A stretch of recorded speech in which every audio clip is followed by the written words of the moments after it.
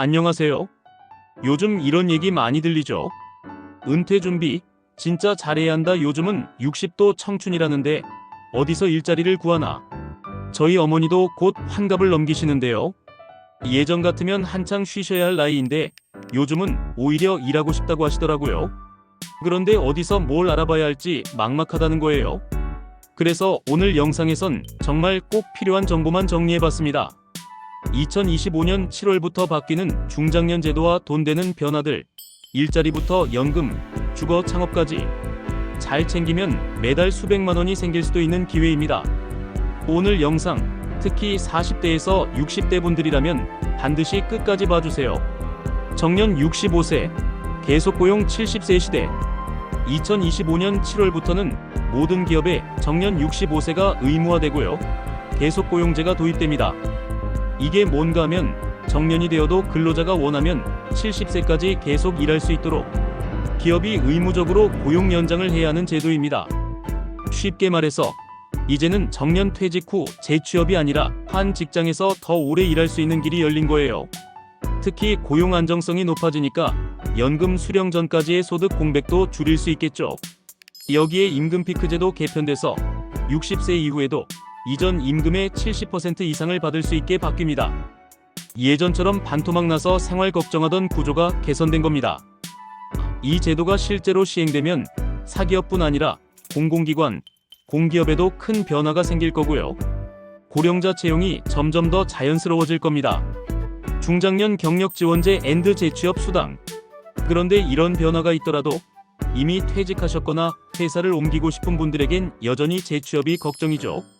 그래서 정부가 50세 이상 중장년층을 위해 만든 제도가 있습니다. 이름하여 중장년 경력지원제. 이건 완전히 새로 만들어진 제도입니다.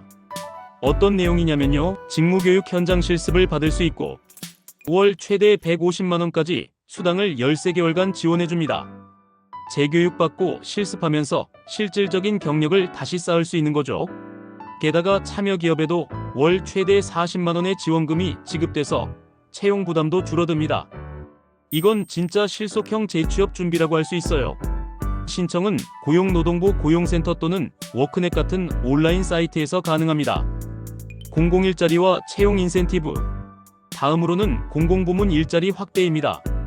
이건 하루 4에서 6시간 정도 일하면서 월 100에서 150만 원까지 받을 수 있는 일자리인데요. 대부분 지역 행정 지원, 복지 상담, 환경 미화, 청소년 노인 돌봄 같은 활동입니다. 어디서 신청하느냐? 바로 지역 50+ 센터나 주민센터에 가시면 안내를 받을 수 있어요. 온라인으로도 신청 가능하고요. 또 하나, 중장년 채용 인센티브도 있습니다. 기업이 50세 이상을 채용하면 정부가 월 최대 40만 원의 인건비를 지원합니다. 이 제도를 알고 기업 입장에서도 중장년을 더 쉽게 채용할 수 있게 되는 거죠. 퇴직 후 창업도 지원받는다.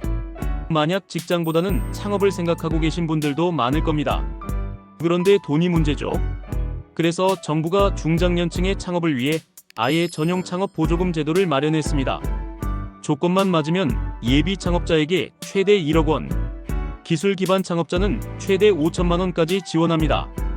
게다가 사무공간, 컨설팅, 마케팅까지 패키지로 함께 지원되니까 정말 본격적으로 창업을 시작하고 싶은 분들에게는 좋은 기회입니다. 이건 K-스타트업이라는 정부 사이트에서 신청하실 수 있어요. 연금 제도도 바뀝니다. 퇴직하고 나면 가장 중요한 건 소득이죠. 그 핵심이 바로 연금입니다. 2025년 7월부터는 퇴직연금 제도도 크게 바뀝니다. 그동안은 퇴직연금을 받아도 원금이 줄거나 수익이 낮은 경우가 많았는데 이제는 원리금 보장 상품 중심으로 바뀌고요. 또 퇴직연금 수령 시 세금 혜택도 커져서 실제로 받는 금액이 2배 이상 늘어날 수 있다고 합니다. 그리고 국민연금도 개편돼서 수급 개시 연령이 65세로 당겨지고 물가 반영된 실질 수령액 기준으로 30% 이상 인상될 예정입니다. 중요한 건 내가 지금 어떤 연금 구조로 되어 있는지 미리 확인해 두는 거예요. 국민연금공단 사이트나 가까운 지사에 가면 확인할 수 있어요. 주거비와 건강도 지원됩니다. 나이가 들수록 중요한 게 바로 집과 건강입니다. 2025년부터는 중장년층을 위한 임대주택 공급과 주거비 지원 프로그램도 확대됩니다. 기존엔 고령자 위주였지만 이제 4060대도 대상이 됩니다.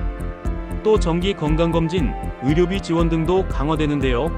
특히 고혈압, 당뇨, 관절염 등 만성질환을 관리하는 분들께는 약값 부담을 덜어주는 방향으로 제도가 바뀝니다.